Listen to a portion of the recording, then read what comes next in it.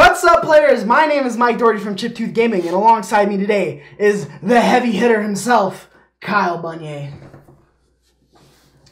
We're excited.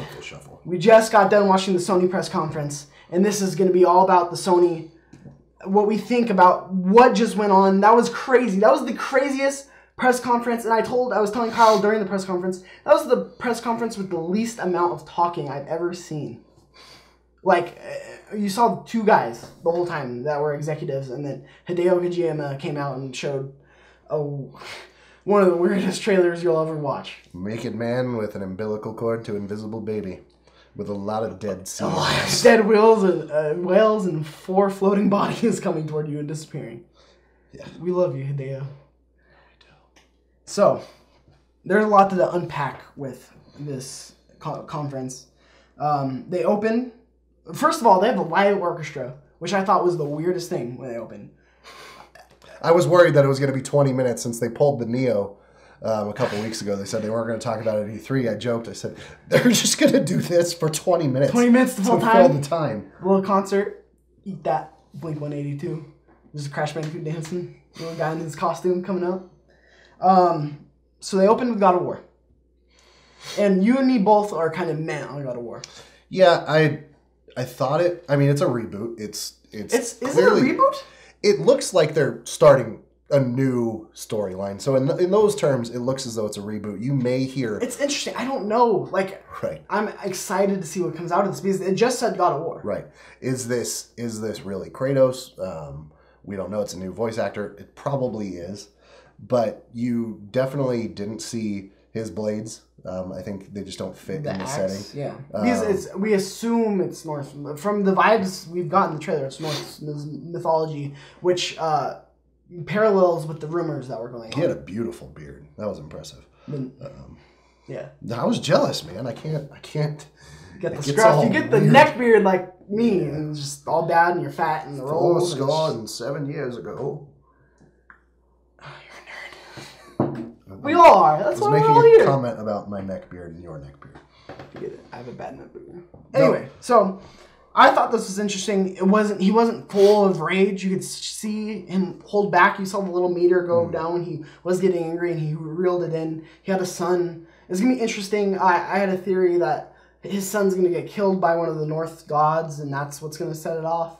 I'm still holding out hope that this is almost a hard reboot, and Kratos is almost the training levels, the levels you go through to get a feel for the mechanics. It's probably wishful thinking on my part, because again, we talked about this in our Xbox coverage. I'm looking for something new. And as far as Kratos being an antagonist, again, the big complaint on him in God of War 1, 2, and 3 was he was very one-dimensional.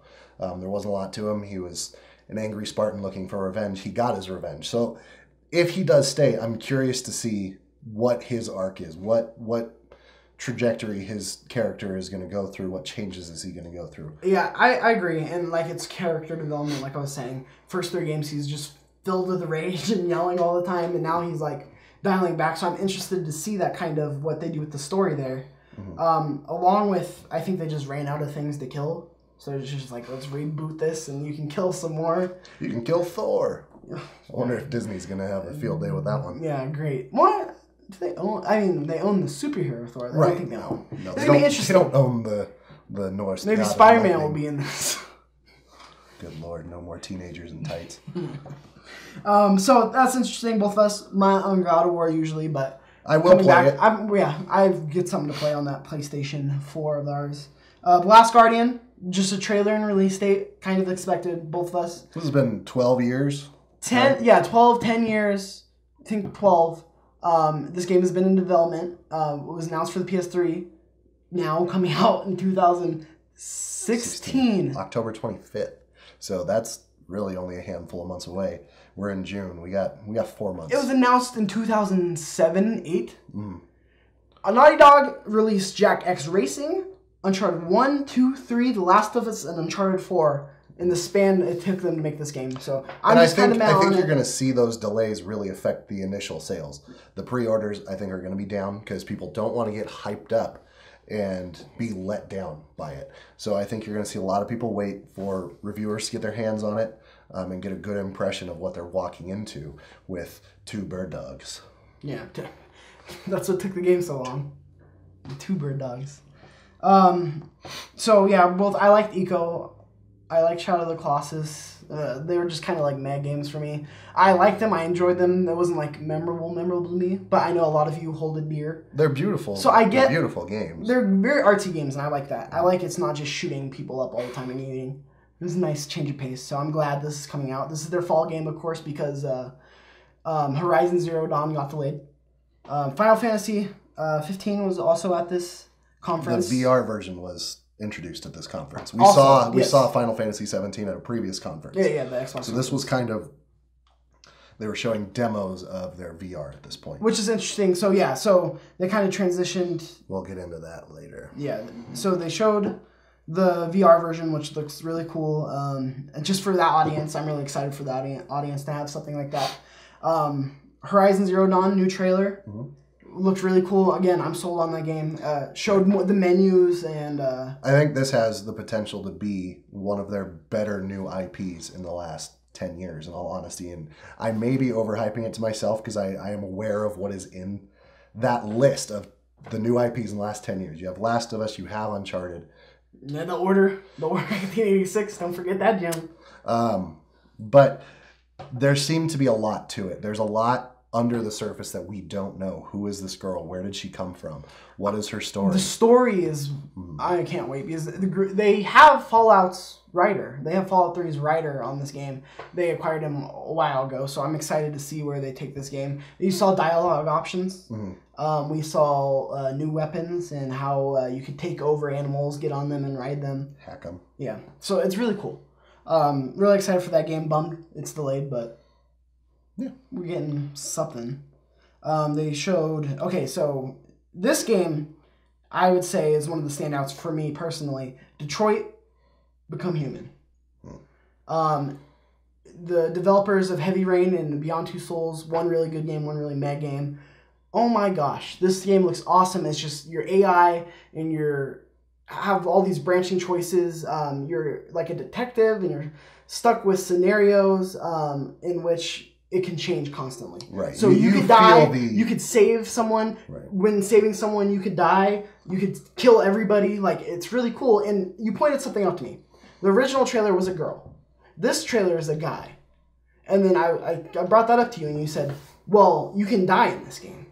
So maybe you jump around from AI stories. I may be getting a little presumptuous here, because we don't know what the fallout is going to be from some of those decisions. Some of those decisions, they may make you restart. It didn't seem that was going to be the case, but we won't know until it comes out as far as how those decisions really affect the gameplay as you go along. I think it would be interesting if you got attached to this character, this android, you're making all the right decisions, and then you lose them halfway through. Yeah. See, and that's what's cool, because what if you can finish the game with one android and not even see the rest of the stories? Right. I think there's still a lot of unknowns with that game, but it definitely... That was an interesting theory. That was, like, when you said that, it kind of opened my eyes to what the game could be. So I know it's probably out in left field there, but a lot of potential offshoots, so that's exciting. So, yeah, I think that's awesome. If you could finish the game and not even see half the game. Mm-hmm. Oh, my gosh. So that game was really cool, and then we got into the VR stuff. Resident Evil 7 was announced as a VR game and a non-VR game too. You can play it with VR, you can play it without VR, and it looks awesome. I enjoyed the Until Dawn. I enjoy scary games, and this seems to be going back to the Resident Evil like roots. Mm-hmm. You don't like horror games at all. I mean, with VR, I don't need to be wearing adult diapers at 26.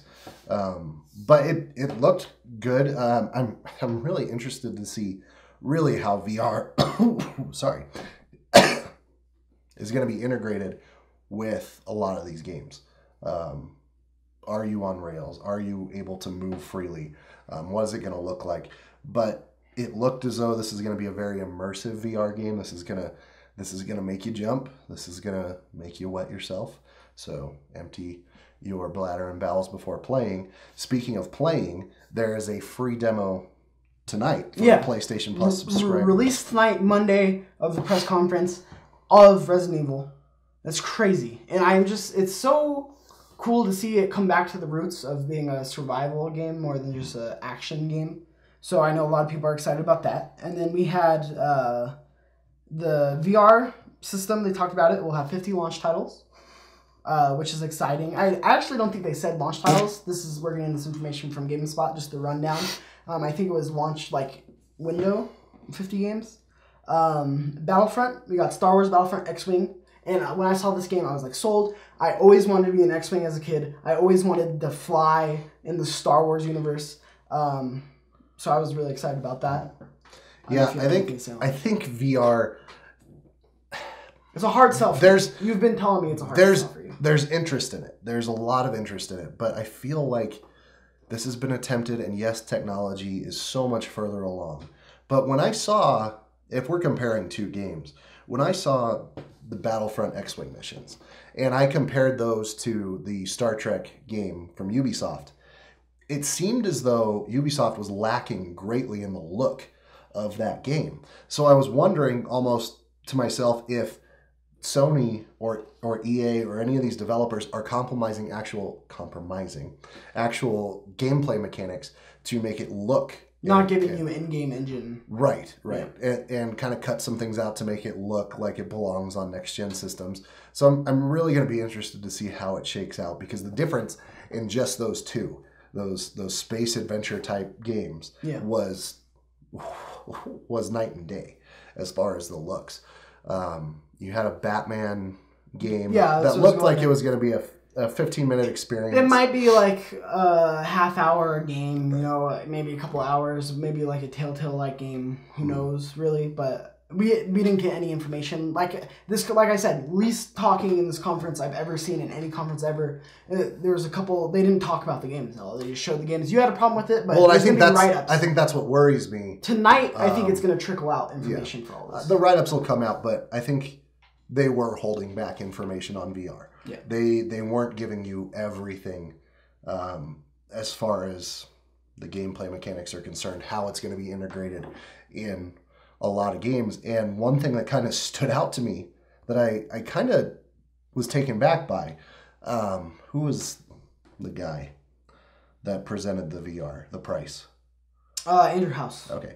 Andrew House came out and said that it is time for every family, that they feel it is time for every family to have this VR experience. And I think it's great to have that mentality, because you need to back your product. But at the same time, we had that mentality, and it did not have a high attach rate. People played Wii, and they played Wii Sports for the gimmick of it. I think it's going to be a slow burn. I think it's something you have to try and get in stores and go to the kiosk demos and try yourself and become a believer. Much like Wii, Wii wasn't popular until people came home for Thanksgiving and played it and had their family play bowling. And that's where the burn came out. Right. So I think it's going to be this very similar. Maybe it won't stick at all. We'll see if it sticks. I think that's going to be an interesting thing. If it is going to be successful, it's going to be a very slow burn. But $399, I mean, it's not that expensive compared to VR. The VR. It's just a married guy like myself, when I'm trying to save for vacations with my wife or... Single life. And on top of that, $400 is quite a bit when you're trying to start a family fund. But as far as even the aspect of wearing it is kind of a turnoff to me, because I don't want to block my wife out. Yeah. Visually. Getting his life together. And audibly. Mikey D is going to be sitting there alone, shirtless and pantsless in his apartment playing it. And I'm not even going to be the only one in that apartment. Get married, fellas. All right, so we're kind of running out of time here. Mm-hmm. Call of Duty, it showed the mechanics. Just a quick impression for that. I think it looks cool. They kind of sold me on it, like just the space combat aspect, like the grapple hook and going around. I'm not saying it's gonna be the most revolutionary game you see, but I'm interested in it. Yeah, and I think the single player is going to be the most interesting part about it. I think as far as multiplayer is concerned, we've kind of been going down this trend with Call of Duty as far as exoskeletons and player abilities, and it's going to be a nice change of pace to jump into Battlefield 1. Yeah. And kind of get back to shooter roots where history. You kind of historic. Right. You saw the brutal realities of war. Yeah. More than the fantastical elements of what war could be in the future. Yeah. So that again kind of sold on it. Well, not sold, but I'm interested. Going not interested to interested is something. The new IP everyone's been waiting for from Sony. Sony Ben's new game, Days Gone. They showed a trailer and then they showed gameplay at the end. Oh my gosh, this game again. I'm done with the zombies, but it's Sony Ben, and I feel like I don't know. It seemed odd to me though to have Days Gone close out the conference when you talked about it and showed it earlier. Yeah, they could have tightened that. I'm wondering if there was something else there and they pulled it, but that's probably it. But I can't wait for this game. I just want to see more of it before I really have a final verdict on it. It looks cool because there's hordes of zombies and you can shoot them, like you can kill them all, which I thought was really cool. It's not just a monster box of endless enemies. And then, ladies and gentlemen, Insomniac's Spider-Man. Oh, I thought you were going to talk about No. That's later. That's a different video, ladies and gentlemen. Insomniac's Spider-Man. We've an exclusive to PS4. Insomniac, of course, the guys who did Ratchet and Clank. Mm-hmm. They did Resistance, and they did Sunset Overdrive for the Xbox One. Mm-hmm. I can't wait. Like, this looks like this is going to be an awesome Sony exclusive because Sony owns the rights to the Spider-Man. I just can't wait to swing around because that was so fun about the Spider-Man games, like on PS2, swinging around the city. Well, and I think they're going to integrate the best of both worlds as far as Spider-Man games are concerned. You had, I think it was Neversoft in the late 90s, really kind of do a lot of indoor combat with Spider-Man, where you really got to play with his powers a little bit more in the combat scene. And then you had Spider-Man 2 on PS2, Xbox that came out with the movie that really kind of perfected that open world New York feeling. And I think it seemed as though you're going to get the best of both worlds. You're actually going to be able to go inside buildings and kind of experience more than just swinging around New York, which is exciting on a next-gen console because we really haven't gotten a good Spider-Man game, I feel like, since Spider-Man 2 all those years ago. Yeah. So, I mean, yeah, exactly. And because that Spider-Man PS2 game, I think it was Spider-Man 2 on PS2, was such an, I remember that game so clearly and how much fun it was. And everybody's been waiting for a good Spider-Man game. So to have a studio like Insomniac Games, which people loved Sunset Overdrive's the way you can move around the city. That was a big selling point for people and how good it felt. I cannot wait for this game. And this also frees up Sucker Punch. We thought Sucker Punch was doing it for the longest time. So now they're free to do another open world, awesome superhero game. Maybe we see a crossover one day. Infamous. Yeah, it's probably Infamous. I think that's where I'd like to see them go. I don't know, though. Second Son was pretty poorly received. I want to see them do something else. I love Second Son, by the way. Badly undersold game. I love that game. I love the other Infamous games. I know you weren't a big fan of the first two, but you played Second Son. It was a blast. Can't wait to see what Sucker Punch does. So, ladies and gentlemen, there's going to be another video because this last thing we're going to talk about, I'm going to do a completely different video. Me telling you how excited I am for this. Crash freaking Bandicoot is back. Bring back Bandicoot, everybody. We did it. And I can't wait to get my hands on this Crash Bandicoot action figure Skylander, which is the only bad part about it, but I'll go into why that's bad, why that's good. But we're getting a collection, a Crash Bandicoot collection. Crash 1, Crash 2, Crash 3 for the PS4, trophies.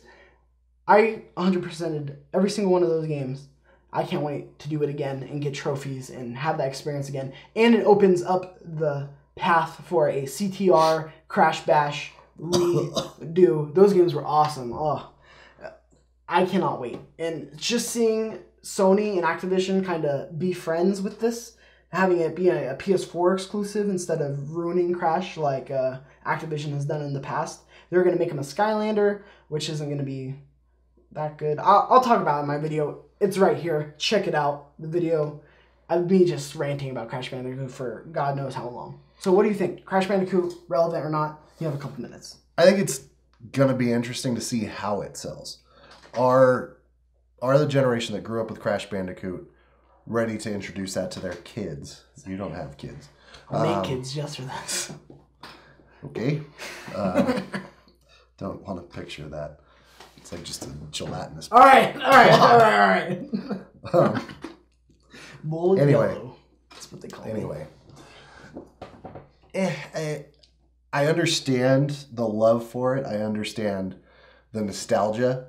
I mean, when I got my hands on Rare Replay, that wasn't even an updated version of Banjo-Kazooie, of Banjo-Tooie, of Perfect Dark. But I was excited. It was a great experience to have again. So as far as you Crash lovers are concerned, I'm excited for you. Thank you. But I don't care. I grew up on Nintendo. Crash was like the dorky kids in my neighborhood played Crash. The cool kids who are on the right side of history, like me, playing that Crash Bandicoot. Crashy B running all over the place, getting the Wampa fruits. You don't even know what I'm saying right now. Ladies and gentlemen, this is our recap of PlayStation's E3 press conference 2016. If you like this video, like the video down below, share it with your friends, subscribe to our channel so we can grow and become bigger. And I'm not talking about bigger in size, I'm talking about bigger in size on our channel so we can do more do cooler things for you, be able to get a set. Right now, this is our broke set. We have a real set coming right now. Videos will get better. We'll have more people on. So like, subscribe, keep it locked to Chiptooth Gaming. Until next time, players, I'm Mike Doherty. I'm Kyle B. And we're Chiptooth Gaming. Until next time. Curse the king.